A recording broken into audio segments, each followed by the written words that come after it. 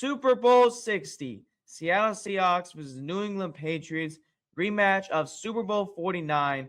Find out my predictions next.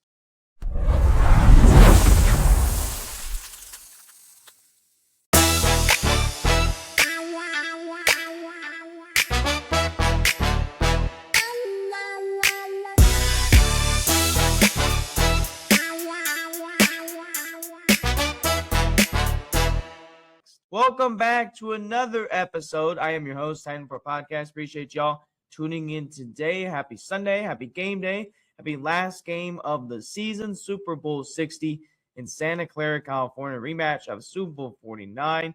Mike Vrabel, first-year head coach of the New England Patriots. Mike Macdonald in his second year with the Seattle Seahawks. Drake May versus Sam Darnold. We're going to break down that matchup. We're also going to be talking about NFL awards. Y'all are new, like, subscribe, and share the fellow Titans fans. I just want to say appreciate y'all for 100 subscribers on YouTube. It's a mini milestone for me. Truly, I'm so thankful for this community, and we're going to keep growing as the year goes on. 2026 is off to a great start, and we're going to keep trending upwards. We will have the special guest coming on really soon. I will schedule that, and I'll let you guys know on my social medias when that will be happening. So let's talk about 5 players who have officially made the Hall of Fame. They will get inducted in April. Starting with Drew Brees. He got drafted in the second round in the 2001 NFL Draft. He played the Chargers for 5 seasons. He went to the New Orleans Saints for the rest of his career. He was a Super Bowl champion, Super Bowl MVP, 2-time Offensive Player of the Year, NFL Comeback Player of the Year, first-team All-Pro, 4-time second-team All-Pro, 13-time Pro Bowl.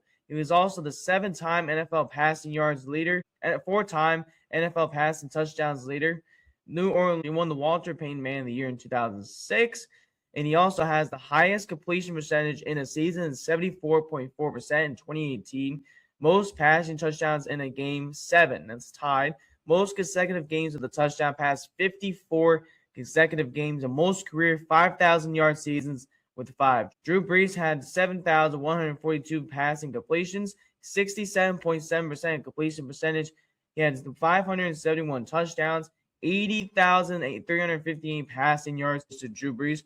Another guy who had a very long career, Larry Fitzgerald, spent all of his time in Arizona, won Walter Payton Man of the Year, 11-time Pro Bowl, 2-time NFL receptions leader, 2-time receiving touchdowns leader.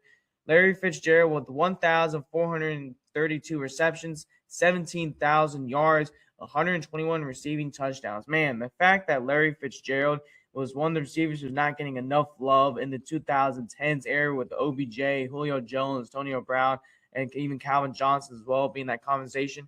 Larry Fitzgerald is one of the most underrated receivers. Unfortunately, he did not get a ring, but I think Larry Fitzgerald is one of the most underrated receivers. Now, a guy who didn't really have a very long career as much as these guys, Luke Kuechly, played for about 8 seasons, all with the Carolina Panthers. 34 years old. He's the second youngest player to be inducted in the Hall of Fame.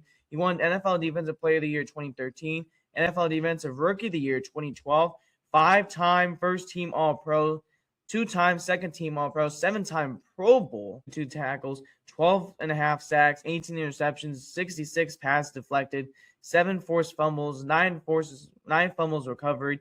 He had 2 defensive touchdowns. Adam Vinatieri, man, I'm here watching this guy. This guy played for 24 seasons, 4-time Super Bowl champion, 3 first-team All-Pro, 3-time Pro Bowl. The fact most career field goals made, most career field goals attempted, most seasons with 100-plus points, most career overtime field goals.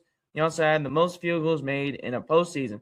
He had 599 field goals, 83.3 field goal percentage, 57 yards was the longest field goal, 2,000. Man, Adam Vinatieri, 24 years. He spent most of his time in Indianapolis Colts at the end of his career.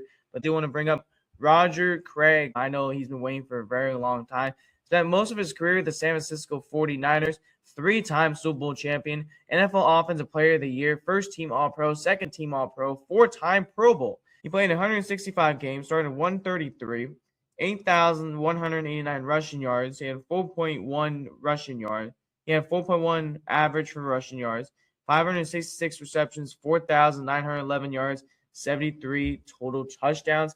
Congratulations to Roger Craig for officially making the Hall of Fame. I think this is a very good class. I think congratulations So all 5 of those guys who made the NFL Hall of Fame. Now we're going to be talking about the Super Bowl and my prediction. I think there's 2 mistakes to fire Mike Vrabel. Mike Vrabel, when he came in here, when he took over for Mike Munchak back in 2018, the Titans were up and coming. The Titans were a team that was not very big in the market. I felt like Mike Vrabel brought that team up. He won Coach of the Year in 2021, took the Titans to the playoffs 3 straight years, 19, 20, and 21. Fortunately, they did not have good results in the playoffs. The Titans lost 2 out of 3 of those times in the first round.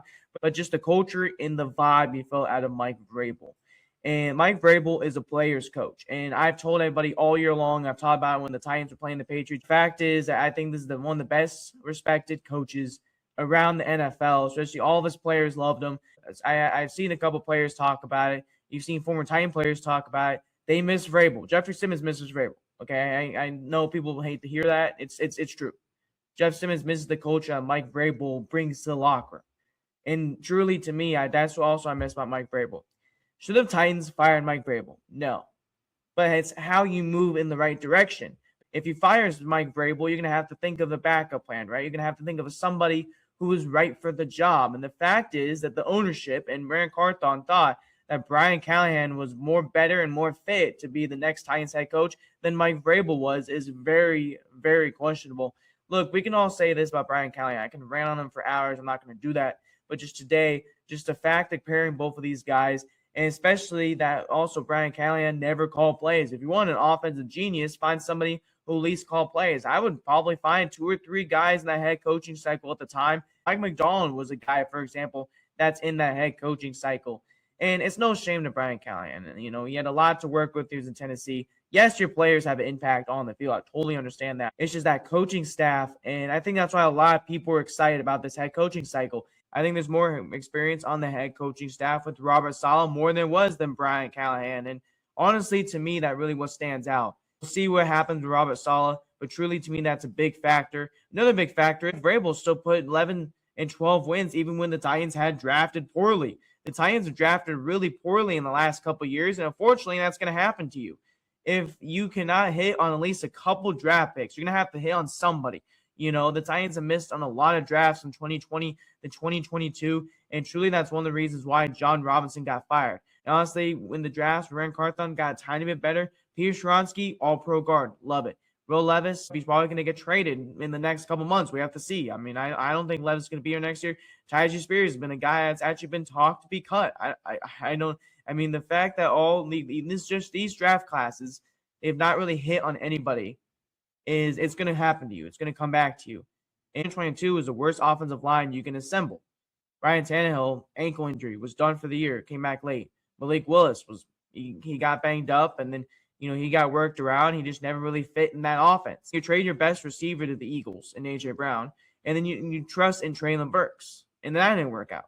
2 out of the 3 first-round picks for the Tennessee Titans are out of the guy I'm talking about. Treylon Burks is still playing with Washington currently, but Isaiah Wilson and Caleb Farley are both out. I know Caleb Farley had some challenges to work off the field. Hope he's doing okay now. But just the fact that the Titans have not hit on any of their first-round picks in the last 3 years before Peter Skoronsky is something to keep in mind about. The Tennessee Titans are drafting better. We saw Mike Borgonzi's draft class last year. I think it was tremendous. We saw Mike Borgonzi's draft class. I think it was a good, better draft class than we've seen previously before. But to me, though, that is one of the reasons that really stands out. Look at New England. They have one good draft class, especially bringing in a tackle and Will Campbell. And look at that. Look what happens. The Patriots in the Super Bowl. And a lot of people are upset about it. And I totally understand if you don't even care, good for you. I understand that too. If you don't even care about Mike Vrabel being in the Super Bowl, the Titans moved on in such a bad way is the big key takeaway here. So we're going to get to my Super Bowl pick, and I'm very, very excited about this game.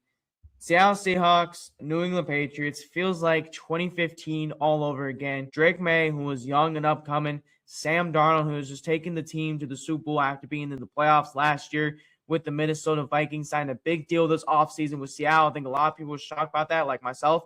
And then he took them to the Super Bowl. Seattle and New England's offenses are similar. They're almost the exact same. Seattle's defense is a little bit better than New England's, though, in my opinion. I do think Seattle has a very young and a very talented defense. Nick Emery is a guy that stands out to me as a safety. He plays like a defensive back, and he plays at the safety role as a rookie from South Carolina.